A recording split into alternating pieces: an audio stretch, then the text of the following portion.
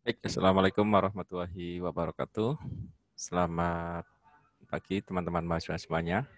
Baik, pada perkuliahan pada hari ini kita akan membahas tentang understanding the management process. Jadi memahami proses manajemen ya, memahami proses manajemen dan juga memahami proses perencanaan dalam sebuah manajemen organisasi perusahaan. Nah, kita harus paham dulu ya, apa yang kemudian what is the management, apa yang kemudian dinamakan dengan manajemen ya. Dalam bukunya Brighton Hawks ya, itu dijelaskan bahwa manajemen adalah the process of coordinating people and other resources to achieve the goals of an organization.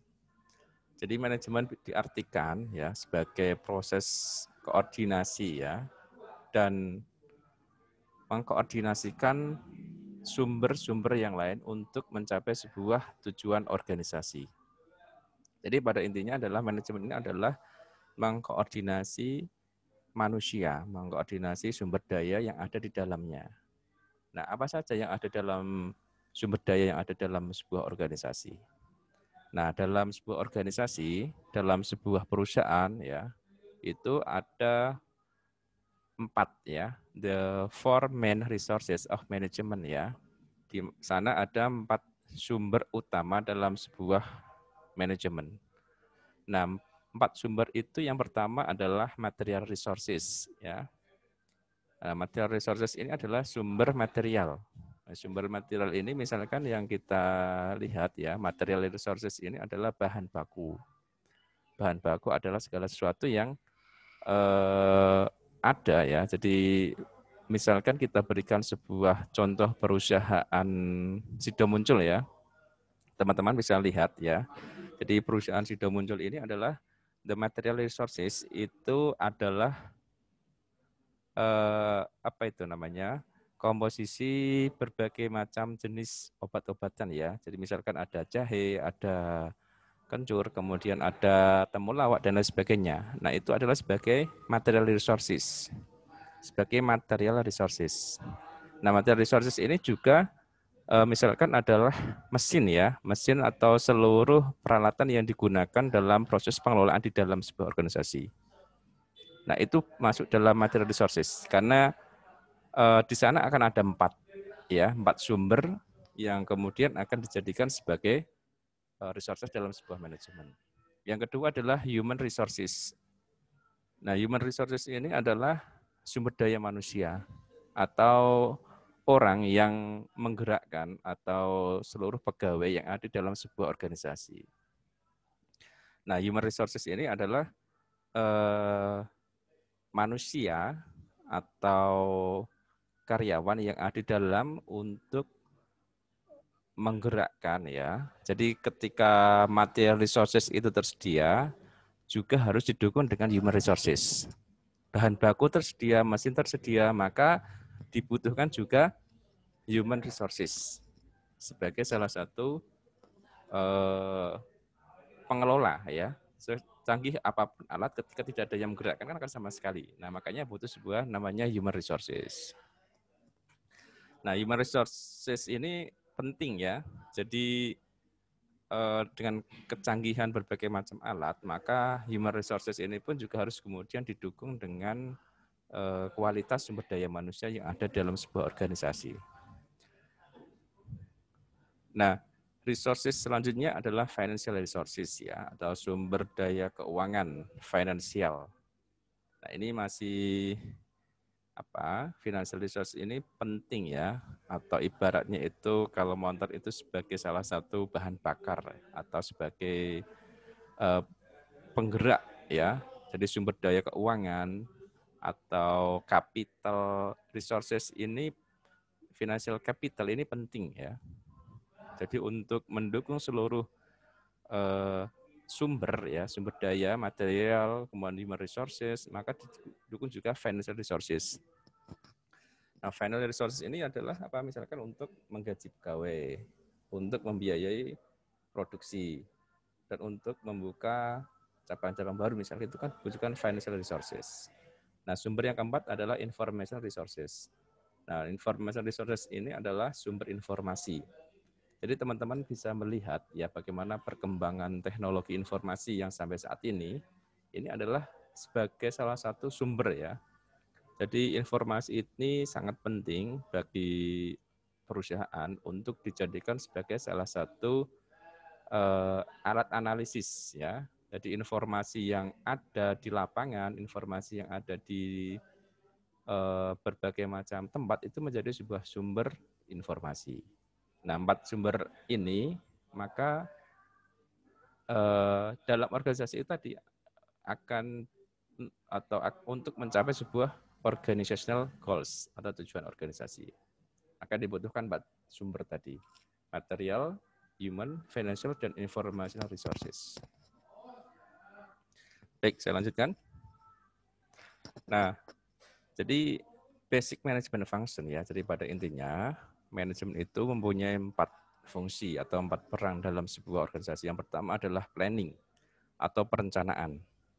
Nah, perencanaan ini dilakukan perusahaan ya sebelum menetapkan sebuah tujuan ya, maka harus ada namanya perencanaan.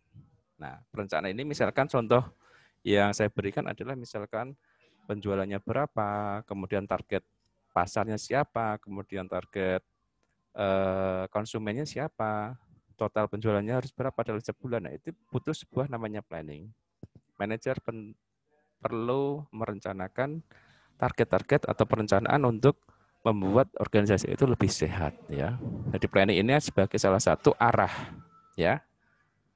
Jadi perencanaan, tanpa perencanaan maka kita tidak akan punya arah. Target-target yang kemudian dilakukan tidak akan tercapai di situ.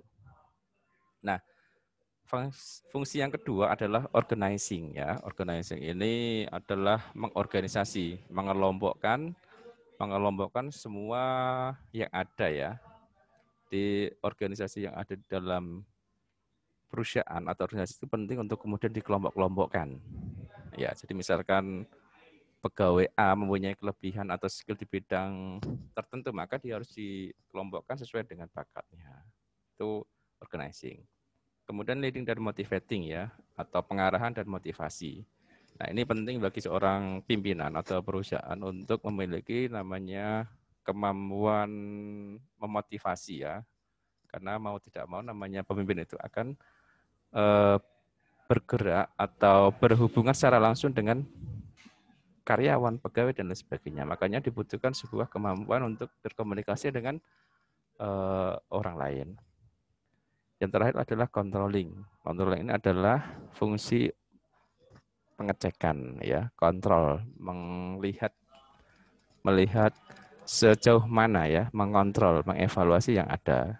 Apakah dari rangkaian perencanaan sampai organisasi itu semuanya bisa berjalan dengan baik atau tidak di situ. Nah, ini empat fungsi manajemen. Yang pertama planning, organizing, leading, motivating, dan controlling. Nah, ada sebuah alat ya, ada alat untuk memetakan sebuah organisasi, memetakan manajemen, itu ada namanya analisis SWOT. Nah, SWOT ini yang pertama adalah SS, ini adalah strength, kekuatan. Nah, kekuatan di sini misalkan adalah apa yang dimiliki keunggulan ya. S ini akan kekuatan yang dimiliki sebuah organisasi perusahaan. Nah, misalkan mempunyai cost advantage ya, punya nilai harga ya. Misalkan punya SDM atau punya human resource yang masih muda-muda ya, jadi bisa menggerakkan atau membuat organisasi itu bergerak lebih cepat misalkan. Itu adalah kekuatan. Nah, banyak kekuatan yang kemudian perlu diidentifikasi. Kekuatan apa saja yang dimiliki perusahaan sehingga itu menjadikan sebuah strength yang dimiliki oleh organisasi tersebut. Yang kedua adalah W atau W. W di sini adalah weakness. Weakness di sini adalah kelemahan ya kalau kita terjemahkan dalam bahasa Indonesia. Weakness ini misalkan ya, setelah kita lihat ya, dicermati, diidentifikasi ya, ternyata organisasi atau perusahaan kita itu punya kelemahan ya, misalkan turnover yang tinggi ya, high turnover. Nah, turnover ini adalah keluar masuknya pegawai atau karyawan. Jadi turnover yang sangat tinggi ini sebenarnya sangat mengganggu ya, mengganggu proses dalam organisasi. Nah, turnover yang tinggi ini sangat-sangat mengganggu proses berjalannya efektivitas organisasi ya. Misalkan baru 5 bulan bekerja kemudian keluar ganti karyawan baru, pegawai baru, ini kan high turnover seperti itu. Nah, itu weakness ya. Makanya penting untuk diidentifikasi kelemahan apa saja yang dimiliki organisasi atau perusahaan itu. Selanjutnya adalah O. O di sini adalah opportunities. Opportunities ini adalah peluang ya, peluang atau kesempatan yang dimiliki. Misalkan organisasi perusahaan itu punya teknologi baru ya, teknologi yang tidak dimiliki oleh perusahaan lain. Nah, misalkan punya pangsa pasar baru yang itu bisa dijangkau di organisasi itu dengan teknologi itu misalkan. Nah, itu kan sebuah peluang-peluang yang kemudian perlu diidentifikasi. Yang terakhir T di sini adalah threat. Threat ini bisa dikatakan adalah ancaman ya. Ancaman di sini ya, jadi teman-teman bisa lihat bagaimana organisasi yang ada itu punya threat ya, punya ancaman terhadap keberadaannya ya. Nah, jadi threat ini bisa diidentifikasi tantangannya apa saja yang akan dihadapi dalam perusahaan di situ.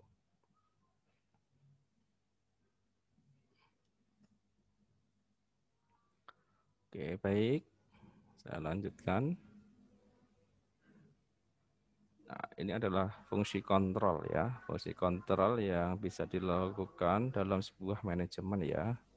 Yang pertama adalah setting standar.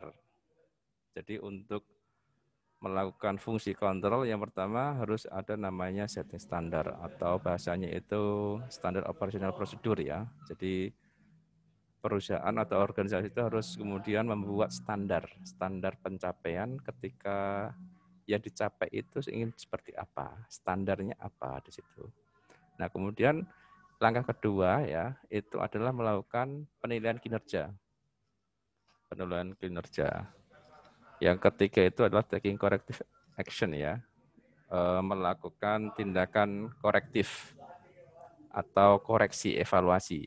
Evaluasi penting karena apa? Karena untuk menilai atau menilai kinerja yang telah dilakukan ya dari proses planning sampai pada akhirnya itu, maka dibutuhkan namanya taking corrective action, melakukan tindakan korektif.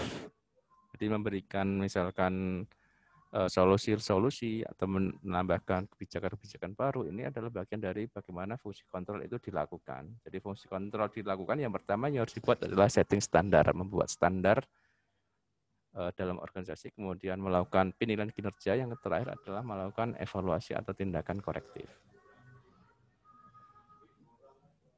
Nah, ini tadi sudah fungsi manajemen. Nah, selanjutnya adalah level of management ya. Di dalam manajemen atau organisasi itu pasti ada namanya level ya, atau hierarki tingkatan. Yang pertama yang ada itu adalah top ya. Kalau kita lihat, Anda bayangkan sebuah piramida, maka pucuk tertinggi itu namanya top management. Top management ini diisi oleh orang-orang yang mempunyai skill-skill tertentu ya. Top management ini misalkan adalah CEO atau Chief of Officer Eksekutif ya. Chief Executive Officer, kemudian CFO, Chief Financial Officer dan lain sebagainya. Top management. Top management ini dia melakukan sebuah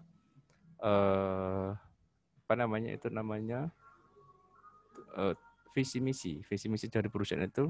Top management dia harus berperan situ. Kemudian ada middle management atau istilahnya kalau middle management ini dipegang oleh manajer tengah. Nah, kemudian ada first line management atau lower management atau lower manager. Nah, di sini ada beberapa skill ya atau kunci keahlian ya, kesuksesan dalam memiliki atau menjadi seorang manajer. Yang pertama yang harus dimiliki adalah technical skill atau keahlian teknis. Dalam beberapa kesempatan kemarin pernah saya sampaikan bahwa keahlian teknik ini adalah yang berkaitan dengan teknis ya.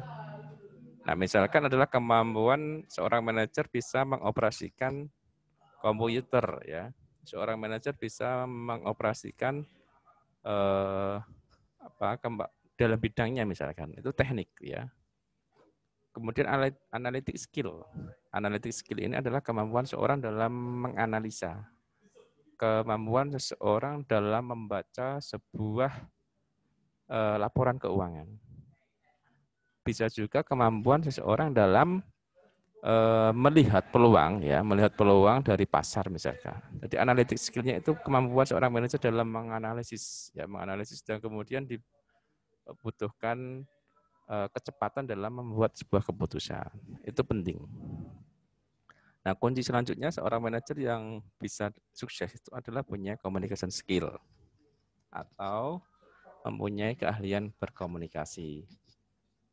Kemampuan berkomunikasi ini penting untuk dimiliki oleh seorang manajer ya. Jadi dia sebagai salah satu pemimpin dalam organisasi perusahaan ketika dia memberikan motivasi, ketika dia memberikan arahan, pengarahan ya, maka dia harus punya kemampuan berkomunikasi yang baik. Jadi tidak mungkin seorang manajer memberikan semangat, memberikan motivasi dengan bahasa-bahasa tubuh ya, maka dia harus bisa komunikasi tadi yang dikeluarkan dalam kalimat narasi-narasi yang bisa memberikan semangat pada bawahannya. Selanjutnya adalah interpersonal skill atau kemampuan interpersonal. Kemampuan interpersonal ini adalah kemampuan bagaimana seorang manajer itu bisa bekerja sama dengan pihak lain. Ya, kemampuan yang harus dimiliki untuk bisa bekerja sama dengan lain. Nah, skill yang paling penting seorang manajer adalah punya conceptual skill atau keahlian konsep. Conceptual skill ini adalah ya bagaimana seorang manajer itu mempunyai kemampuan problem solving, kemampuan dalam pemecahan sebuah masalah.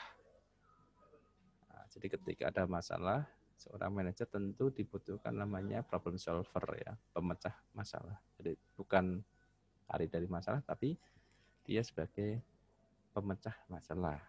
Conceptual skill ini juga adalah kemampuan seorang dalam membuat organisasi itu lebih maju ya, dengan berbagai macam inovasi, berbagai macam terobosan, kreativitas yang dimiliki, maka dia menjadi suatu manajer yang bisa membuat organisasi itu maju seperti itu.